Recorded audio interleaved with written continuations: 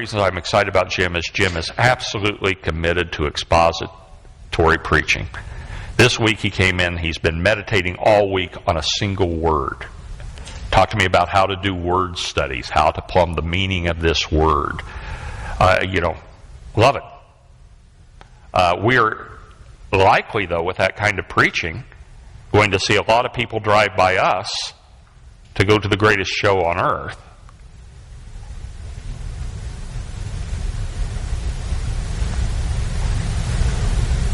Time will come when they will not endure sound doctrine, but will seek teachers for themselves, having itching ears. Welcome to our time. But don't you think that is the result of people only desiring the milk and not the meat? Yeah, and it's partly the result of people saying, well, if they want milk, I'll give them milk, for heaven's sake. I want to have a growing ministry. We ministers are judged by the numbers. And if people want their ears itched, then I'm going to learn to itch their ears. Not to me and I could weep. Not to me the problem that we as pastor and teacher of the Bible, we have to come to that kind of mindset. Yeah. Because that was not the way how I grew up in the church. Yeah. Yes. What do you cite as the number one reason pastors succumb to it? They want to be successful. And their definition of success? The culture is the definition. How do we judge pastors? You get together with a group of pastors and they say, hey, how many are you running?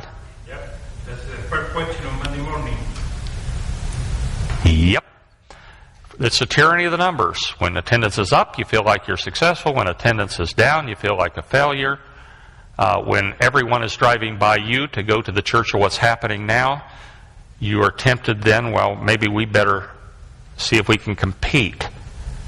It's like we're all selling crackers and we have to convince people they should get our crackers from us. In our case, we're all selling Jesus and we have to convince them they should get their Jesus from us. And if people want cookies instead of crackers, then by golly, we better serve them some cookies.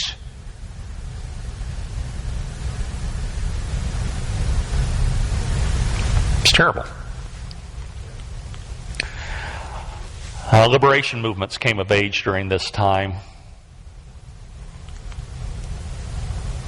Religious outlooks identified with these movements. Native and goddess spiritualities. Godless is right. Those who oppose liberation movements have come to be seen as intolerant and repressive, especially if something in our day and time right now, the gay rights movement. You must accept every item on their agenda, or you are one of those bad, dangerous people. I think your last bullet point is precisely why they've chosen to bandwagon it on the civil rights movement. Yeah, that's why the gays very intentionally made it a civil rights issue. It's very clearly not civil rights. No, it's a moral issue. In some cases, both justly and unjustly, Christians have come to be viewed as intolerant.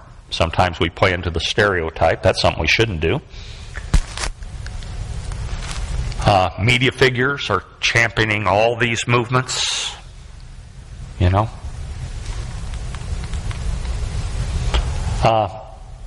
worrisome. And it's alarming. Pastor? Yes.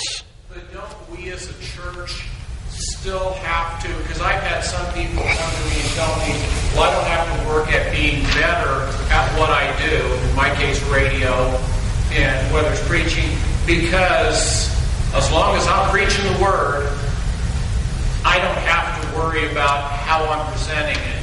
Well, what I would say to such a person is shame on you. Have you not read the Awana verse? Study to show yourself approved unto God, a workman that needeth not to be ashamed. It's hard to find that balance, though, sometimes. Yeah, you want to preach, you want to be a good preacher. You want to present the word of truth well. But I would much rather sit under a poorly delivered sermon that is based on the truth of the Word of God than hear an exciting motivational message by a brilliant communicator, because the message based on the Word of God is going to do me good. The other won't.